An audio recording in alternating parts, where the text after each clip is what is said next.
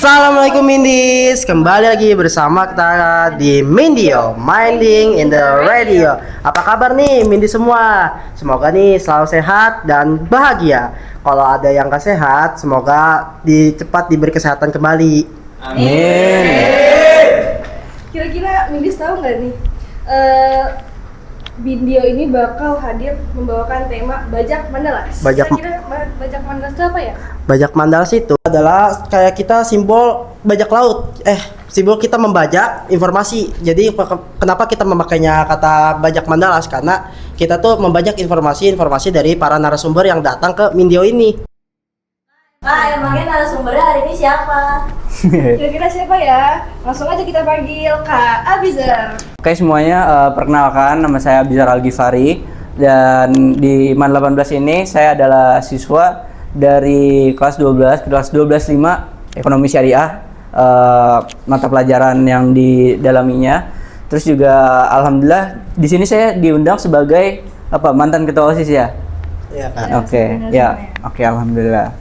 Ketua OSIS tuh sibuknya ngapain aja sih, atau ada hal apa yang dilakuin gitu? Oke, untuk saya bahas dari ketua OSIS dulu ya pada saat saya menjabat waktu itu. Pasti untuk ketua itu banyak banget hal yang harus diurusin, karena yang pertama itu kan harus ngurusin anggota gitu. Selain anggota juga diri sendiri juga mesti diperhatiin juga guys, mesti dibagi waktunya, jangan sampai salah satunya itu terabaikan kayak gitu. Dan juga kita kan juga bukan ngurus yang di internal doang kayak gitu, karena OSIS juga kan mungkin salah satu bagian perwakilan dari siswa-siswi yang ada di MAN 18 gitu. Jadi kita juga perlu pikirin internal yang ada di OSIS dan juga eksternalnya kayak gimana, harus banget seimbang kayak gitu. Oh, berarti kegiatan ketua OSIS itu bukan cuman mengatur anggota dan proker, berarti banyak hal yang harus ditanganin ya, seperti agenda waktu, Ya, betul. permasalahan anggota dan suara siswa.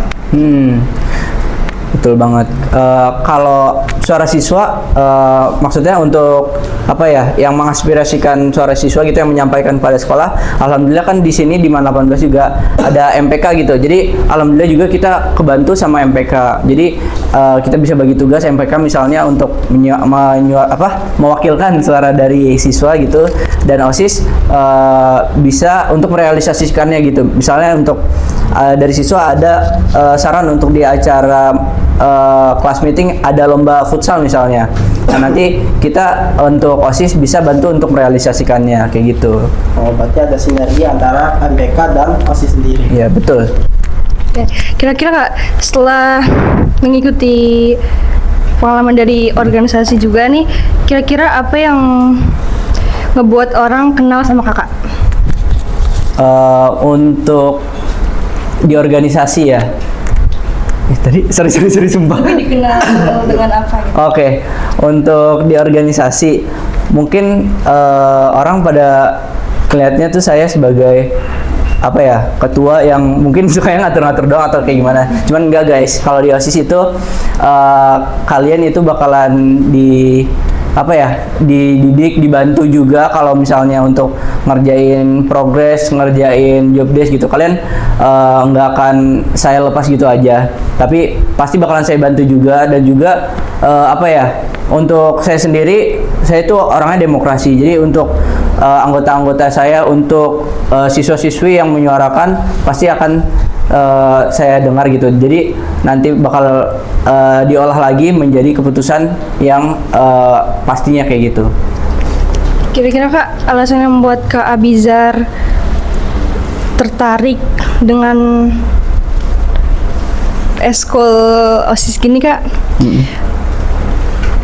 Mungkin sejak awal itu lebih tertarik ke eskul lain gitu. Oke. Untuk eskul ya. Kenapa memilih organisasi sebagai ketua OSIS? Oke, jadi untuk alasan kenapa dulu saya pas kelas 10 milih jadi OSIS, karena dari SMP saya alhamdulillah dulu juga pernah menjabat sebagai OSIS gitu.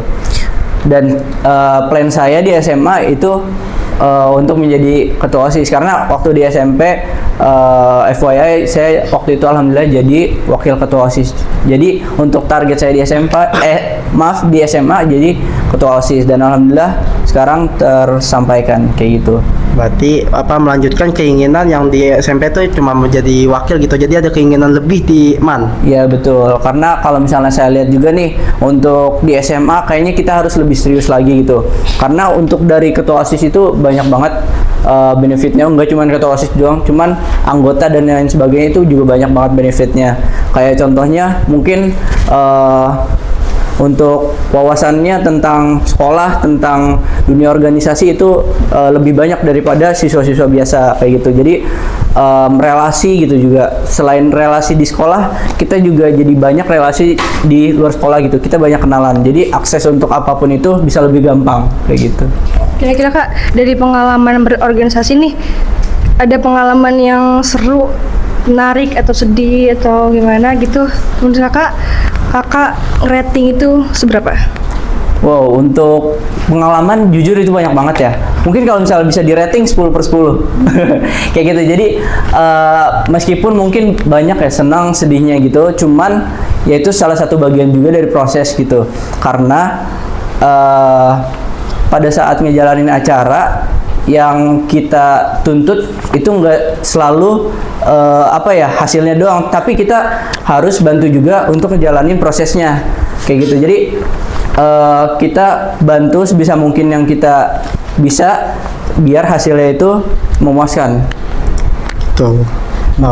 Terus kan selain organisasi pasti kakak ada memilih eskul yang lain gitu kan? Betul. Yang saya tahu kakak itu memilih eskul silat. Ada alasan nggak nih memilih eskul silat sebagai eskul pilihan selain organisasi? Oke, sebetulnya untuk kenapa saya ngambil eskul silat itu karena pada saat SMP juga saya sempat eskul silat juga gitu, bela diri. Jadi ya saya pikirnya sama kayak yang OSIS tadi. Jadi saya kembangin lagi dan alhamdulillah juga saya cukup berprestasi di silat. Jadi lumayan untuk menambah sertifikat dan hal lainnya untuk menunjang nanti ke perguruan tinggi kayak gitu. Oh, berarti karena di SMP-nya sudah memiliki basic dan betul. pengen lebih lagi pengalamannya jadi meneruskan juga. Yes. Oke, kira-kira nih Kak, kehidupan kakak di Mandalas nih banyak sedih atau seneng ya? Kalau Dari pengalamannya juga. Kalau dari pengalaman saya mungkin lebih banyak senangnya ya, karena saya itu orangnya enjoy aja, mungkin gampang beradaptasi juga dalam kondisi bagaimanapun. Cuman nggak bisa dipungkiri pasti ada bagian-bagian sedihnya nih ketika di MAN 18 kayak gitu. Mungkin untuk contoh senangnya itu kalau misalnya dari sebagai siswa misalnya dapat ranking, atau enggak kalau dari segi organisasi program kerjanya berjalan lancar gitu, banyak dari siswa-siswi yang berkesan sama acaranya kayak gitu sih paling. Kira-kira Kak, hal yang paling menarik dan berkesan setelah menjabat sebagai ketua OSIS? Wah, untuk kesan tuh banyak banget ya, sama kayak karena pengalaman juga. Jadi sedang, sedih, susah, bahagia itu ada semua guys. Karena di OSIS itu kita benar-benar bareng-bareng dari nol sampai akhirnya selesai acara, selesai program, selesai jabatan, itu kita bareng-bareng juga. Jadi bisa dibilang kita ngerasain susahnya bareng, kita ngerasain senangnya bareng. Dan mungkin titik susahnya itu di awal-awal ngejabat ya, karena kita bisa dibilang cukup buta. Tidak ada arah gitu, tidak ada yang menuntun. Mungkin dari alumni banyak juga yang memberi saran dan juga ya kalau itu mungkin lebih ke saran ya, memberi saran terus juga bimbingan kayak gitu. Cuman di luar itu kita juga harus improve kan, bagaimana biar bisa lebih baik lagi. Nah mungkin di situ kita agak kesusahan tuh. Nah setelah berjalan beberapa lama, beberapa saat, jadi alhamdulillah kita juga mencapai titik gembiranya gitu, mencapai finishnya. Mungkin untuk program kerja di finishnya itu kemarin ada di acara Mandalas Cup, Mandalas Fest gitu, ada di puncak acaranya kayak gitu. Kira-kira Kak, setahu kakak Mandalas ini tuh lebih dikenal dengan sekolah yang gimana? Untuk ini Mungkin ini saya lihat dari perspektif saya aja ya, karena kan saya juga siswa MAN 18 gitu. Jadi mungkin kalau orang-orang luar ngelihatnya itu MAN 18 sebagai mungkin sekolah yang berprestasi, mungkin sekolah yang pengejar prestasi juga gitu.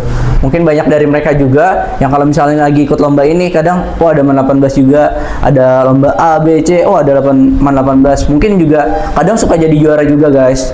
Dan juga apalagi yang kemarin kalau nggak salah ekskul robotik ya. Ya, ekskul robotik. Ekskul robotik juga waktu itu terakhir kalau nggak salah lomba internasional di Korea ya. Dan ada yang tahu nggak dapat juara berapa? Juara 2 apa ya kalau nggak salah? Sorry guys kalau ada salah. Ya. Mungkin juara 2 ya. Dan itu salah satu prestasi yang bagus juga untuk nama sekolah paling gitu sih. Ngomong-ngomong soal prestasi nih, kan kakak pasti ekskul silat pasti ada prestasinya. Prestasi kakak tuh apa aja sih? Misalnya ada lomba apa gitu? Oke. Saya izin ya sebelum saya ngejelasin saya lepas dulu ini. Boleh, silakan. Oke. Untuk prestasi di silat, alhamdulillah, seingat saya ya, ini saya ada beberapa, cuman yang saya sebutin ada 2. Itu untuk tanding pada saat 2023 kalau nggak salah, itu saya tanding menang juara 3. Dan terakhir tuh sebelum saya menjabat jadi ketua OSIS, kalau nggak salah juga saya agak lupa, di 2024 itu saya mendapat juara 1 untuk tanding di silat kayak gitu.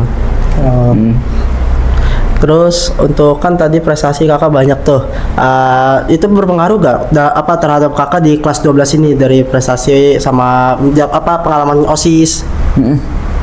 Untuk dari pengalaman tadi itu berpengaruh banget karena di kelas 12 ini kita kan juga lagi ngumpulin prestasi-prestasi ya, dan itu bisa dipakai untuk jalur ke perguruan tinggi kayak gitu. Jadi kita bisa kumpulin sertifikatnya, untuk bikin portofolio juga akan lebih mudah gitu dari prestasi-prestasi yang ada. Ya intinya ngebantu banget lah kalau misalnya kita ada prestasi di sekolah kayak gitu.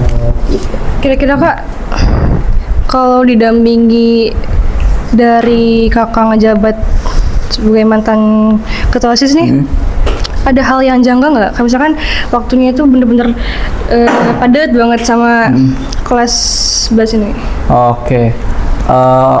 Paling ya ada di jadwal ya itu untuk ngatur waktu, terus juga tenaga gitu kan.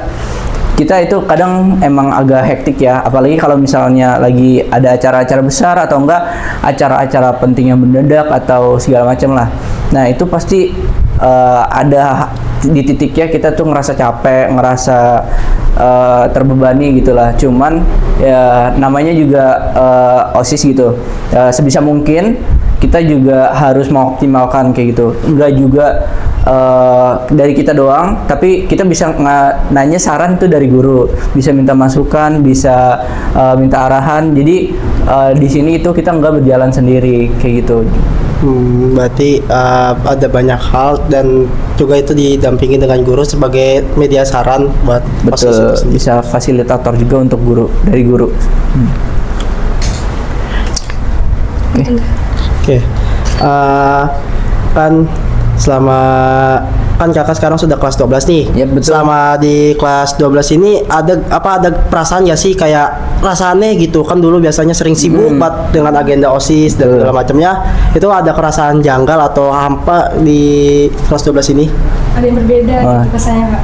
Jadi ada sih pasti, apalagi kan untuk pada saat baru banget demis ya, pada selesai purna, pada saat selesai menjabat, itu pasti ngerasanya hampa banget, sepi. Kalau misal pulang sekolah itu kita biasanya ada rapat, ada progres untuk program kerja, ada kumpul-kumpul gitu.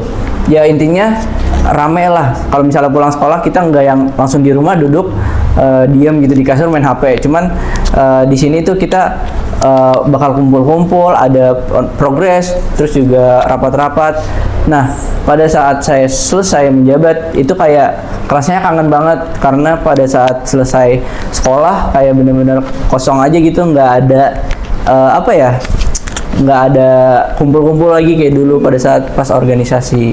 Berarti ada rasa kangen tersendiri gitu ya dengan perasaan waktu masih di OSIS dulu. Iya betul, karena rasanya beda aja kan, karena yang dulunya rame, terus sekarang jadi sendiri aja. Kayak jadi paling bisa manfaatin waktunya itu kayak ngerjain tugas. Dan alhamdulillah juga dari waktu yang agak luang ini bisa manfaat gitu, karena untuk di kelas 12 ini cukup banyak ya untuk tugas-tugasnya.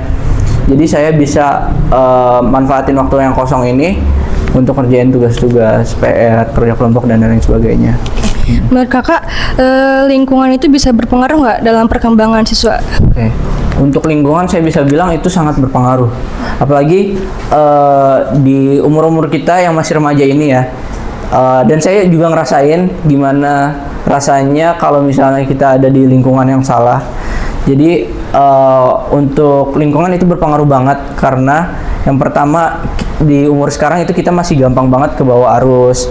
Terus juga masih banyak mungkin hal-hal yang hal-hal yang seharusnya tidak kita lakukan itu kita pengen explore gitu, penasaran.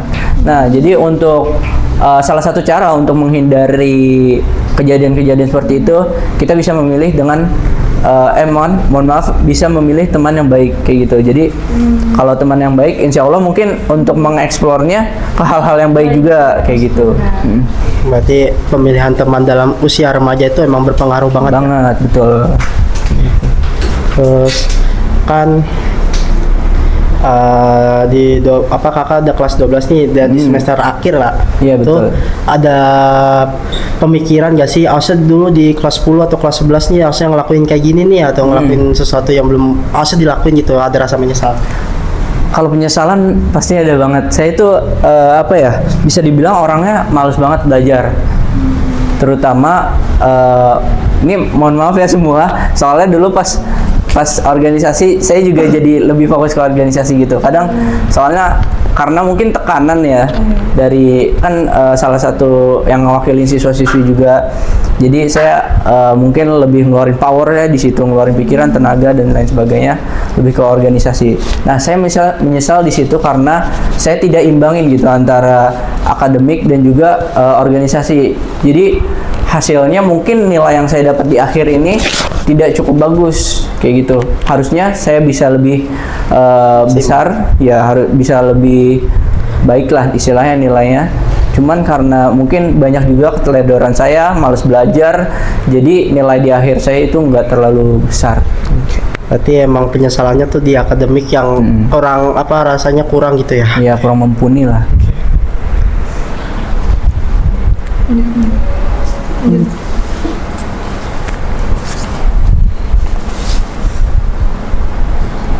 Kalau dari kalian gimana nih? Kan kalian kelas 10 ya? Dan udah semester 2. Nah, kalau dilihat dari nilai rapot kalian gimana? Udah puas belum? Oke. Dimulai dari aku dulu ya. Oke, boleh. Oke. Aku kan lihat rapot sendiri nih. Aduh, rasanya ada yang kurang gitu loh. Emang Asa bisa dimaksimalin, tapi di kelas 10 di semester 1 tuh kayak emang rada kurang, rada males, jujur aja. Rada males. Terus pas semester 2, aduh, Asa bisa dikembangin nih. Betul. Bisa lebih gitu loh, dipelajarin lagi. Ya, cuman bisa diperbaikin lagi lah di semester 2, lebih baik lagi. Dari aku sebenarnya sih cukup lumayan untuk hasilnya. Alhamdulillah. Tapi menurut aku bisa bagi waktunya.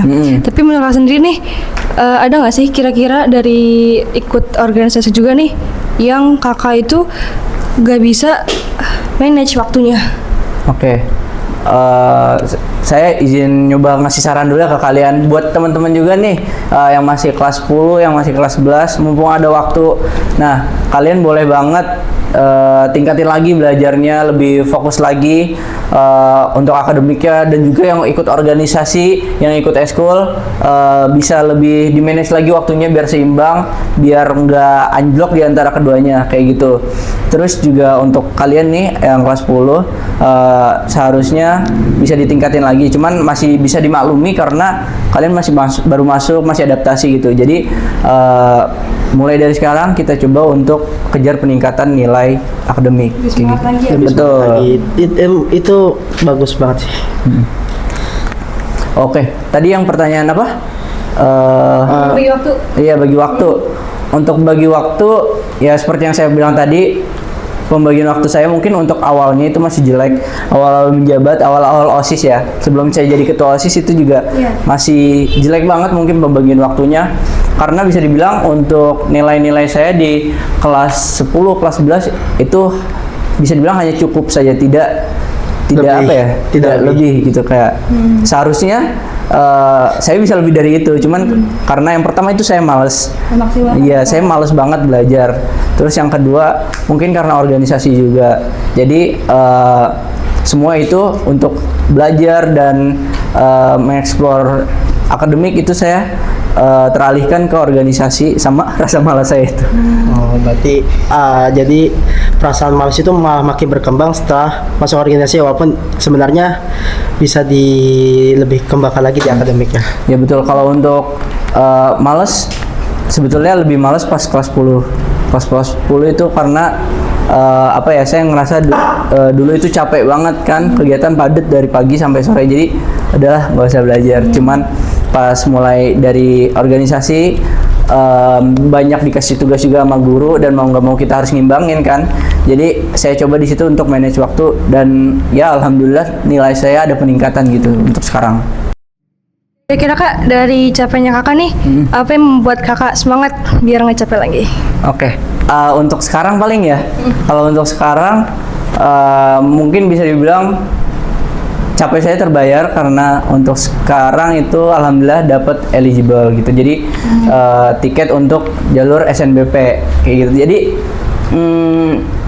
di sini cukup senang, cukup terbayar ya. Cuman kita harus lihat juga nih gimana peluangnya nanti di SNBP, karena untuk sekarang itu belum selesai guys, karena masih pendaftaran, belum akhirnya. Jadi kita mesti banyak persiapan lagi, ya mesti banyak persiapan, mesti banyak strategi lah gitu. Iya betul. Oke, terus kan selama ini mungkin ada perasaan, kan setelah kelas 12 ini ada perasaan bangga diri gak sih? Merasa bangga gitu udah mencapai perasaan bangga gitu loh, udah melakukan sesuatu. Kira-kira pencapaian paling bangga sama diri sendiri ketika sudah sejauh ini berorganisasi di Mandalas? Oke. Untuk pencapaian sebetulnya cukup bangga ya, cuman ya belum akhir lah ini. Saya belum sukses kan, itu belum memasuki dunia yang sebenarnya gitu ya. Dunia. Jadi apa namanya, yang pertama mungkin dari jadi ketua OSIS itu ya pasti ada perasaan bangga, cuman ada juga tanggung jawab yang harus dipegang. Terus juga untuk menjalankan program kerja, alhamdulillah program kerja yang diusulkan dari saya dan juga partner saya Kak Kurnia pas dulu lagi apa namanya orasi paslon, alhamdulillah terrealisasikan gitu Mandalas Cup. Cuman mungkin untuk Mandalas Cup sebetulnya mungkin udah ada dari dulu rancangannya, cuman kita baru bisa realisasikannya dengan sempurna mungkin dengan propernya sekarang kayak gitu. Berarti ada perasaan bangga di hal-hal itu. Iya betul. Nih, kan udah kelas 12 nih.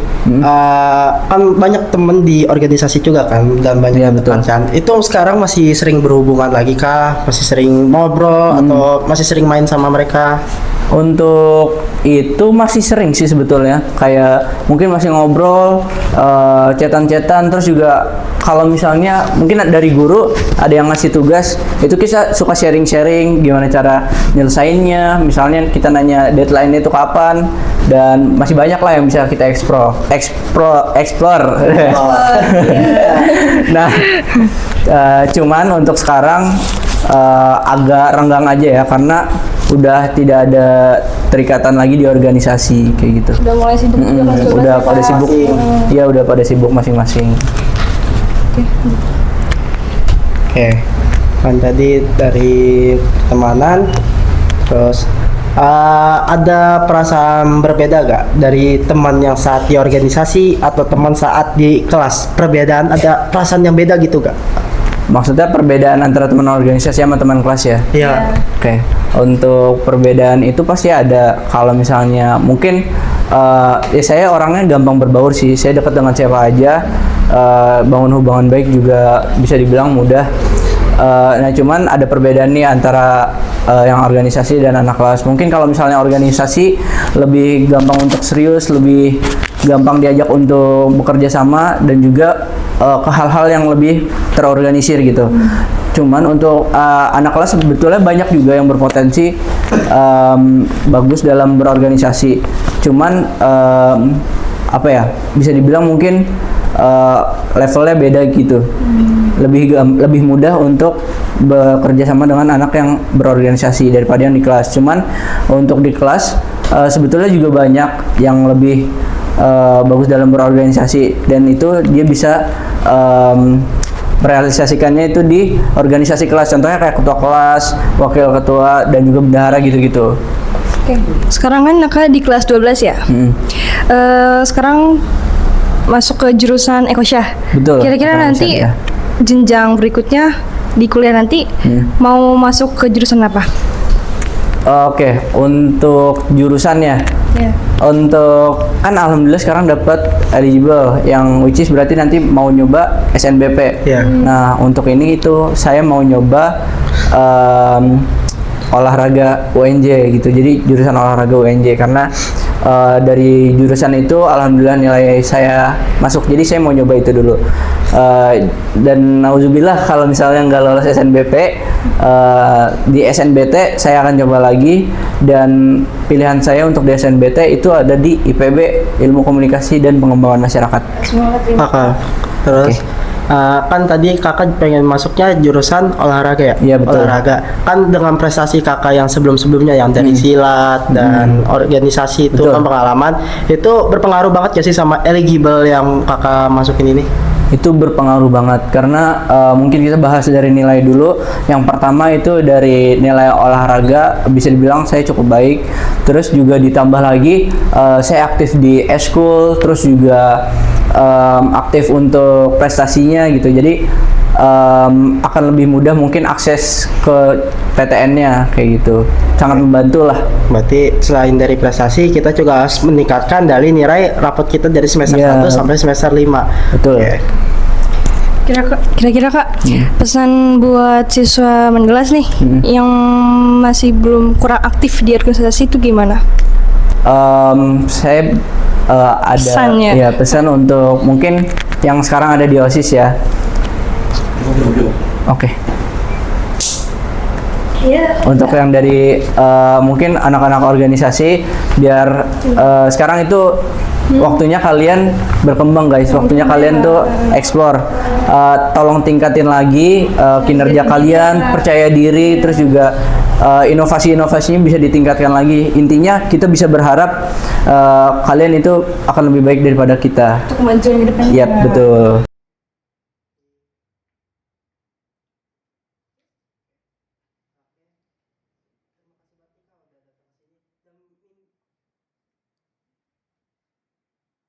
Terima kasih banget Kak udah datang sini, dan untuk ini semua yang tadi diomongin sama Kak Yuzer itu ilmu ya, ilmu banget dari manage waktu, cara manage waktu dan perkembangan dalam akademik, dan untuk eligible dan TKA itu sangat berpengaruh banget. Itu ilmu banget buat, bukan buat kelas 12 doang, buat kita kelas 10, kelas 11 semua itu sangat berpengaruh banget ilmunya. Sih Kak. Sama-sama. Semangat semuanya. Untuk motivasi kedepannya bagi siswa Mendelas itu kira-kira Untuk motivasi, jadi saya pernah kayak scrolling sosial media dan ngutip juga salah satu quotes yang di situ saya itu benar-benar tertampar banget, relate banget karena ini tuh mungkin kata-katanya singkat tapi menurut saya itu bermakna banget. Jadi untuk kata-katanya itu doakanlah usahamu dan usahakanlah doamu kayak gitu. Jadi dari saya tuh kayak benar-benar Di tempat itu aja ya? di video, di YouTube, di mana, di Spotify. di Spotify, YouTube juga. Berarti YouTube dan Spotify. Iya. Udah, gitu aja ya. Siap? 1, 2, Oke, gak kerasa nih kita udah di penghujung Mindio nih. Semoga hal-hal yang disampaikan Kak Abizar ini bisa menjadi ilmu semua buat para Mindis semua nih, buat Mindis, buat kita sendiri, buat penonton juga bermanfaat. Oke. Terima kasih juga buat Kak Abizar nih sebagai narasumber udah mau datang ke Mindio ini. Oke, siap. Makasih juga Mindio udah ngundang. Oke. Dan terima kasih para Mindis semua yang udah menonton. Saya Saif Alif Gufron. Saya Kira Jika Lazara. Kami pamit undur diri. Di media kali ini.